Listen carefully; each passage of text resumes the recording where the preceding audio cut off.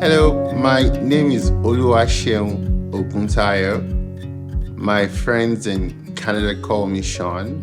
I'm from Nigeria, the southwestern part of Nigeria. My state is Osun State in Nigeria, and Nigeria is in West Africa.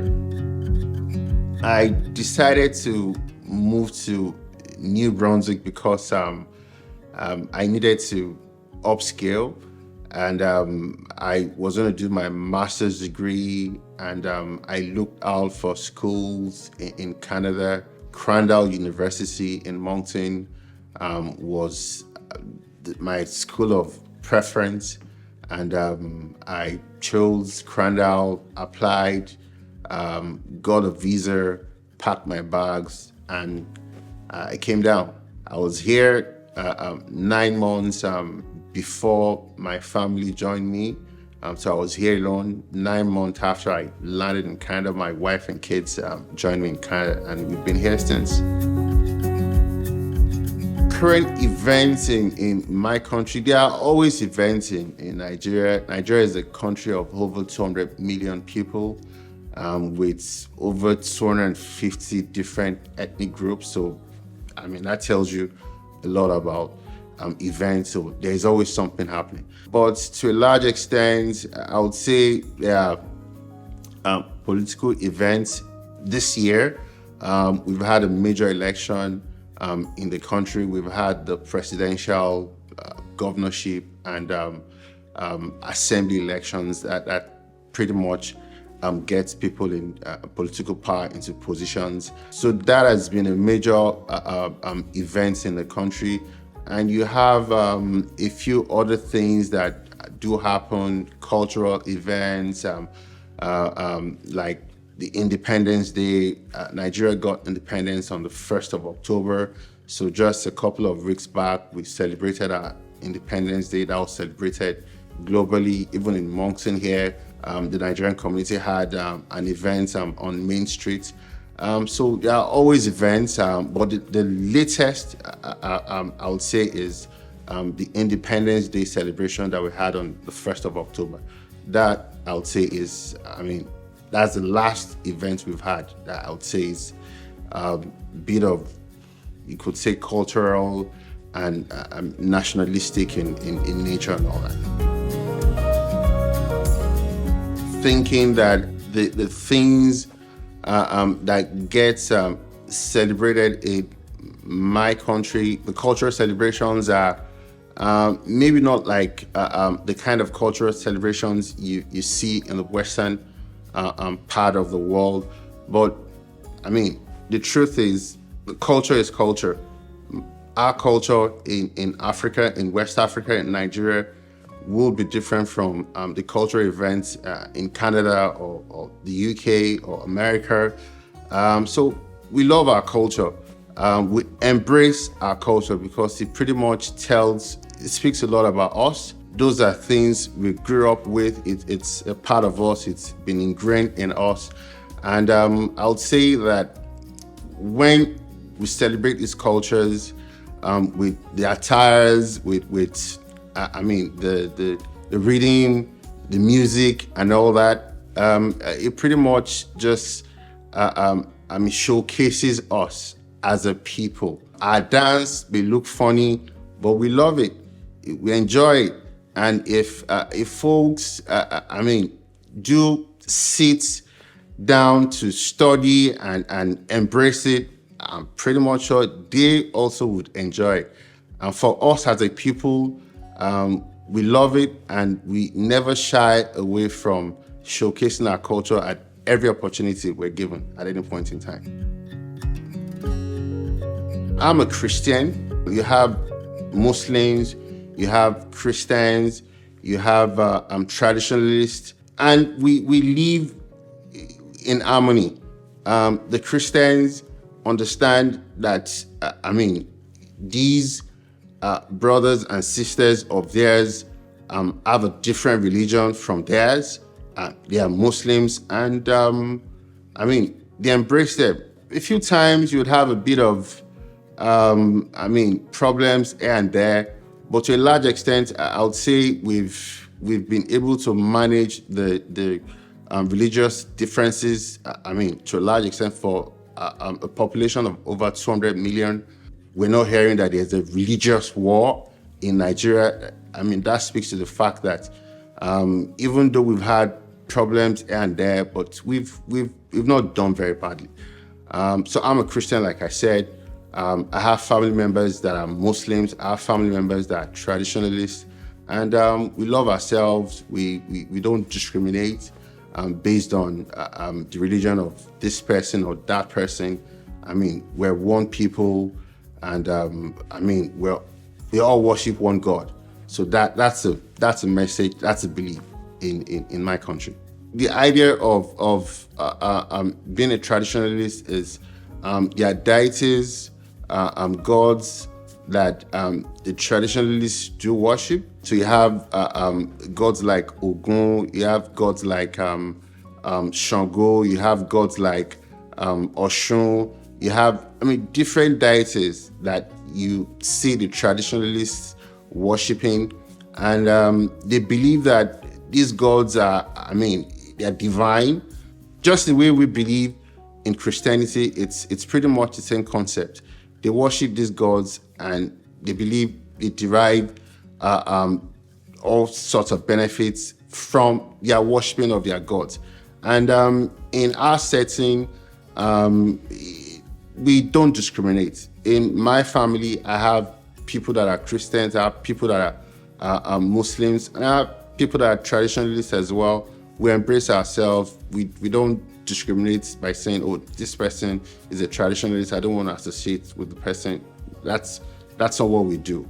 Even in Nigeria, now you have the government at state level. So in Nigeria, you have the federal, and you have the states, and you have the local government, just the way you have in Canada, where you have the federal, the provinces. So the equivalent of the provinces in Nigeria would be the state government. So you even have state governments in Nigeria now declaring public holidays. So you have public holidays being declared by state governments for traditionalists to celebrate their days of celebration as well. Just like we have Christmas, and you would have government declare public holidays.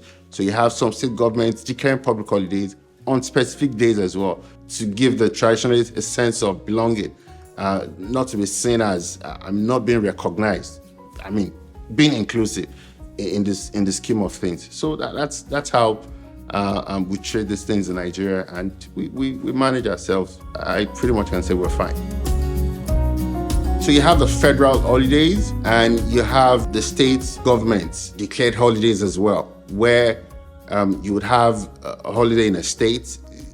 Just like, for context, it's like having a holiday in Nouveau-Brunswick, but it's not the entire of Canada.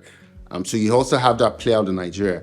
But the major holidays that has the entire country tied into would be Independence Day holiday, that's October 1st. And you also have the Democracy Day holiday, that's June 12th. So June 12th, we call it Democracy Day. That's what it's called. But it's pretty much us celebrating the fact that we're a democratized country now. And we used to have military guys in power before Nigeria became democratized in 1999. That was when we ushered in the Fourth Republic. So we've had different republics where you've had democratically elected governments that were terminated by military interventions. So the most recent democratically elected governments were ushered in 1999. And since 1999, we still have that. We've not had any intervention from the military establishment. So June 12th is a day that we use in celebrating the fact that we're being democratically governed. Aside June 12th, you have the Christmas holidays. That's 25th, and Boxing Day holiday, 26th. And you also have holidays for the Muslim faithfuls. That is usually not stationary. So because I think for them, they use the calendar in determining when those days would be. So when they sight the moon or something like that, I mean, that's when the government would declare those days as a holiday to celebrate, the Muslim festival. For Christmas, Christians, the Muslim faithfuls, and Democracy Day, Independence Day, Workers' Day. I think Workers' Day that's May 27th. I'm not very sure about that now. So those are the major holidays that we have in the country. In Nigeria, it's criminalized. So the law does not allow for that in my country, and that's it. So it's not something that is spoken about because it's not allowed in law to be a part of that in Nigeria. We're very cultural people. We grow up with our parents telling us that this is who you are and these are your expectations. Culturally, in Nigeria, as a child, you are expected to listen completely to your parents, to your folks. Whatever your parents say it's a law in homes.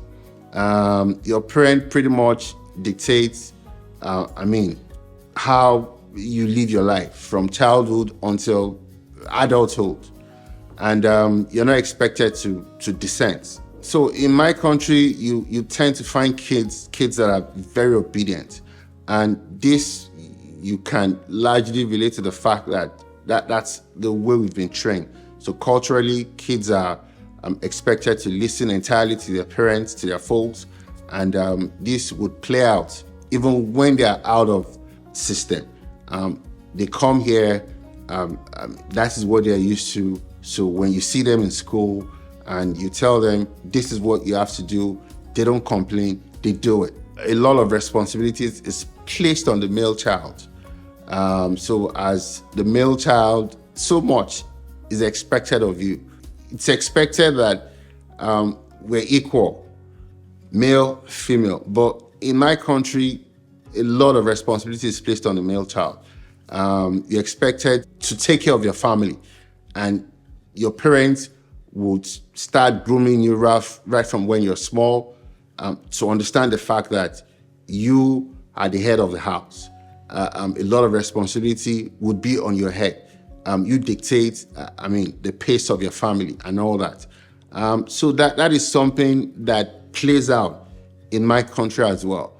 And you would see male child here, you see the confidence they exude and all that. And you can link that to how they've been raised. In my country, we express ourselves a lot, and that expression, we use different parts of our body in expressing ourselves, most especially our hands. So just like what I'm doing now. So a lot of expression is put out there via the movement of your hands, your eyes, and your facial expression as well. But to a large extent, we express ourselves a lot with the use of our hands. We throw our hands up. The movement of our hands when we're not so comfortable with things. You could almost tell that by our facial expression. And when we seem to be very happy with decisions or things, you can also tell that by the look on our faces. So body language is something that we express in my part of the world. The use of our hands is we make use of our hands a lot in expressing ourselves. When something not so nice has happened, you find us putting our hands on our head. But I can't really say that is unique, but we do that a lot, and it cuts across the different tribes we have in Nigeria. Over 250 ethnic groups in Nigeria. There are three major tribes with three major languages. You have the Yoruba language. So I'm Yoruba. That's a language that I speak fluently. You have the Igbo language that is spoken by the Igbo people. And you have the Hausa language that is spoken by the Hausa people. The interesting thing about these languages is that they cut across countries and even continents. For context, the Yoruba language is not just spoken in Nigeria. The Yoruba language is spoken in Nigeria and some West African countries and even the Caribbean countries. So Yoruba language is spoken in Cuba. Yoruba language is spoken in Brazil. You have a state in the US where a community where Yoruba language is spoken in the US. So that's for Yoruba language. The same thing for Hausa language. Hausa language is spoken not just in Nigeria, but in a number of African countries as well. And the same thing for Igbo language. So those languages are languages that are not just spoken in Nigeria, but spoken in Nigeria and different countries of the world. The official language in Nigeria is English. So English is the official language. So you're taught in school in English. Our language of communication in my house whilst growing up was Yoruba. But because you always had to speak English in school, because you're taught in English in school, that pretty much tells you why, our English is so good. And even now, you have people sort of piloting towards, even in homes now, English is becoming a dominant language, even in Nigerian homes. Respecting others and getting respected, reciprocating that to us is something we cherish a lot. And so as a people, when we don't see you moving into our space, we see that as a sort of respect, that you respect us so much that you don't want to come and take over our space. So when you do that, we can see that as not being respected as much as would have loved to be. So it's something that educators would have to strike a balance with, because we're cultural people, we love our space. When you don't jump into that space, we see that respect is being shown to us, and we cherish that a lot. So that's something that a balance has to be struck, such that you don't have conflicts, you don't have misrepresentation of facts and all that. You have to be careful with touching people and all that. I'll say, like, my son, when we first came into this country, my son, he enjoys playing with people and all that. And in the first school that he was in, that was a problem because he came from Nigeria, where he could pretty much play with anyone, any kind of play. Legit plays in a free-spirited manner, and that wasn't seen as being very appropriate and all that. And we had to sit him down to let him understand that, the way things are in Nigeria, it's not exactly the same it is here. We know you love to play with your friends and all that, but in Canada, you can play, but it's not like, the way you typically would play with your friends in Nigeria. You need to understand that. So he struggled a bit, because of that. He's fine now, but we had to go through that process of reorientating him to understand, the do's and don'ts here. The things that are acceptable in Nigeria that is not considered acceptable here and all that. Here, I think there are, limitations as to how much you can do all of that. So when educators see this playing out, they should understand that, these guys, this is where they're coming from. And, the appropriate thing would be to reach out to parents, and have a one-on-one session and express, opinions and all that. And those things can always be trashed out, without necessarily leading to anything negative. We try to be punctual. We're very hardworking people. We take our obligations very seriously. There's something called African time in my part of the world. And African time is where an event is meant to start by 5. It starts by 5:30, 5:20, and we say, oh, the African time.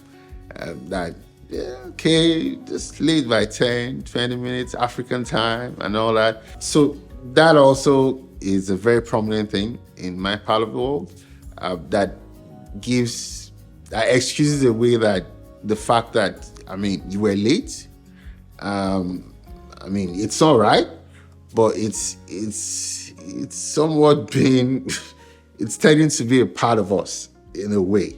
But we take our obligations seriously. Parents of Nigerian descent, I can tell you, take punctuality seriously. When their kids are meant to be in school at a particular time, they will do what has to be done to ensure that their kids are there.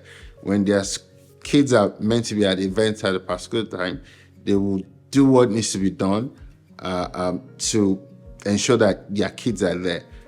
Maybe when they're back in Nigeria, the African time thing may come to play, but when they're out of that space, they take their obligations very seriously.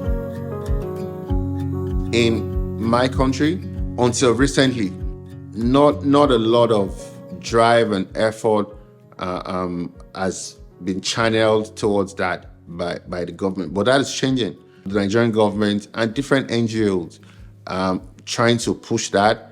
And you see different support structures being set up by both government and private entities to help folks dealing with mental health issues in public and in private.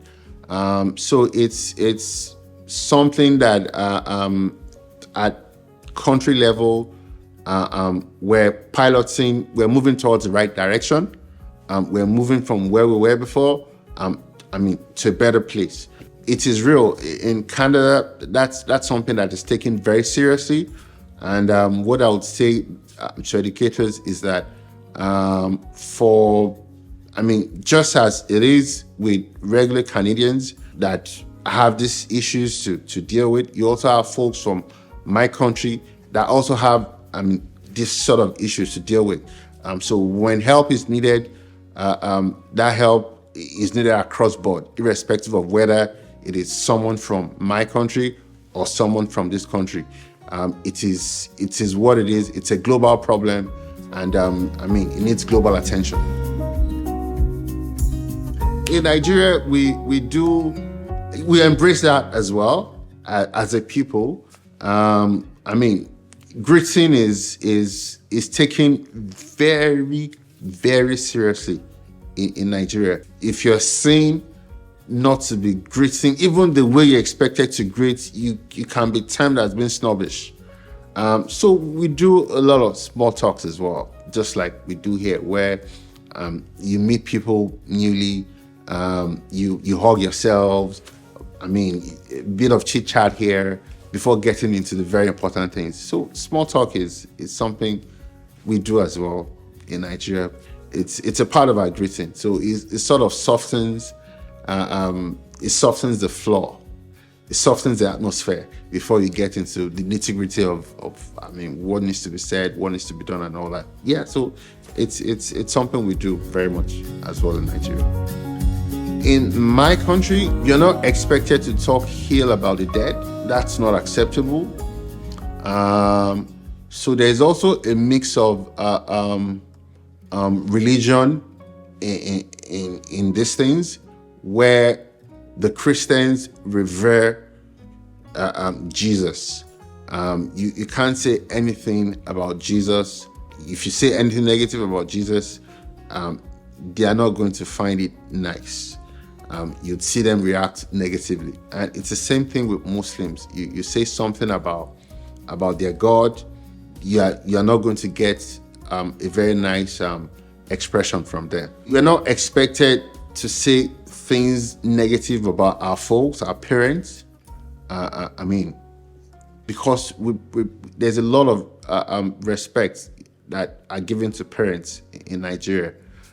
So you're not expected to say anything ill towards your parents. You're expected to greet your elders in a way that shows, respect. For example, in my culture, as a lady, you greet by going down on your knees. So it's a form of courtesy, but courtesy that you have to be on your knees. For the men, you lie down flat on your chest to greet your folks, and not just your folks, people that are your seniors, people that are elderly. Your uncles, your grandparents. You see them. The word is prostrate. So when they say you're prostrating, you're lying down flat with your chest on the floor, and that's how you greet your elderly. For the women, you go on your knees. That's how you greet your elderly. When you don't do that, you are seen as not being very respectful. As old as I am, I still do that when I see my aunts and my grannies. And what's funny is, at times when I'm doing this, my kids are seeing me. They are not doing it. Yeah, they are not doing it, because the truth is, generation to generation, that training has been diluted to some extent. So my kids will see me prostrate for my aunts, my grandparents, my parents, and they are not doing it. And we talk about it afterwards. Oh, what's that? And I tell them, oh, this is what you do. This is that. This is this. My kids don't have to prostrate to me to greet me. Growing up, that was what my parents, my aunts, that was how we were brought up. So I still do that, even at my age. So, that tells you about culture, the norms. When you're addressing people that are elderly, people that are older than you, there is a way you address them. You have to address them in a respectful way. You address them in a way that portrays that they are your seniors. Those are norms, things that are expected of you. As a cultural person in Nigeria. So for some folks, the religion influences, their mode of dressing. But in terms of culturally, nothing exactly. So your traditional attires it can be worn anytime, but you'd find those things being worn when you have occasions, marriages, burials, birthday parties, and all that. So your traditional attires, those are days, you're expected to adorn those things. But aside that, you're not expected to wear things. There are things that, you're expected to be seen with on a daily basis. Not exactly. The struggles we faced when we first came in, understanding the barriers, the do's and don'ts in schools and all that. Those were things that we had to go through as a family. Of course, it got better. It's very fine and it's doing very well in school. But initially, that was there. So it was a case of moving from a space where it could do pretty much anything that it thinks it's fine with him, to moving to a more controlled space where there are real guards to ensure that people don't go off. And that's fine as well. I think it's okay, because that helps in keeping kids in check, keeps everyone safe. So I don't see anything wrong with, that being done here as well. But you didn't have so much of that in Nigeria. So when people come into a new space, that can be a challenge for them initially. Before they understand these things better, they get used to it, and they move on with it. Over time. For academics, I would say the homework thing is a big thing for me, and we had problems with that when our kids came here. In Nigeria, kids are given loads of homework that parents tend to even complain that, they are being overloaded with homework and all that. So it keeps them busy, keeps them active, keeps them engaged. A lot of times.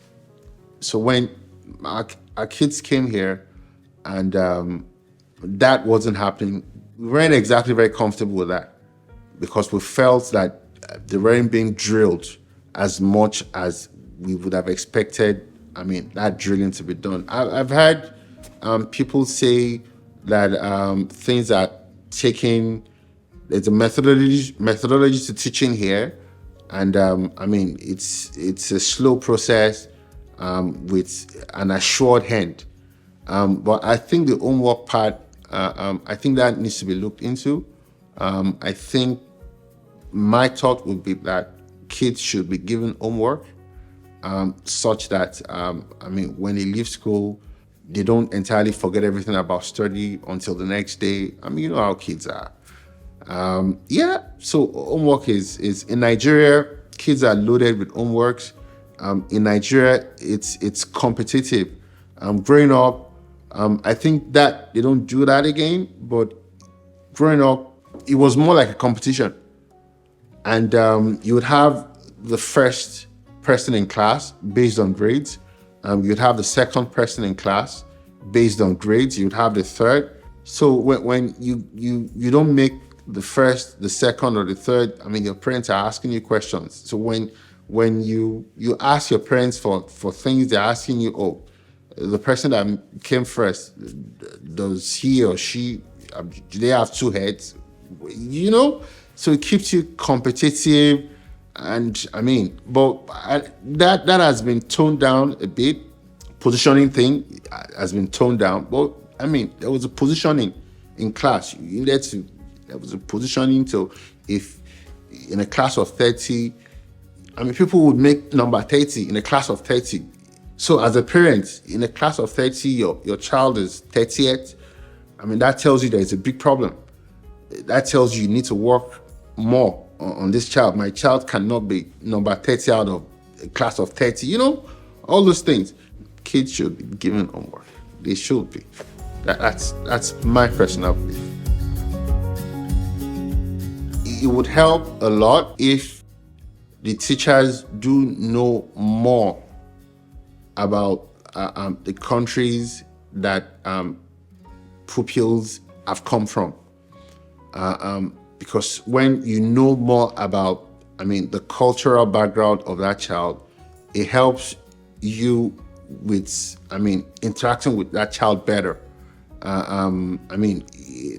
are things that the child will do that you are able to relate with because of what you've come to find out about the cultural background of that child. I think it's been done, but of course, there is always room for improvement. You can always do better. So knowing so much about the cultural background of each and every child, can help manage children better. Children that have come, international children that have come from out of Canada.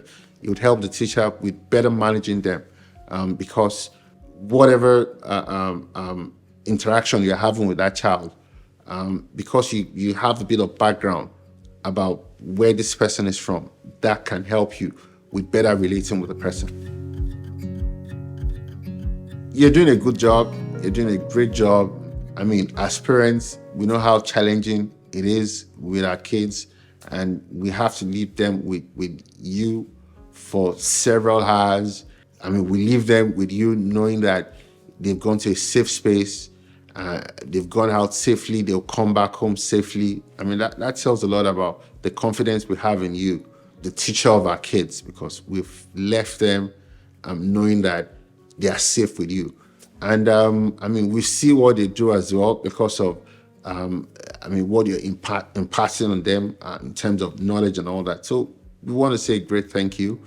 We love you, and we hope and expect that things would get better and better and better and better, and we'll always have reasons to say thank you every other time. So thank you, everyone. Thank you to our teachers.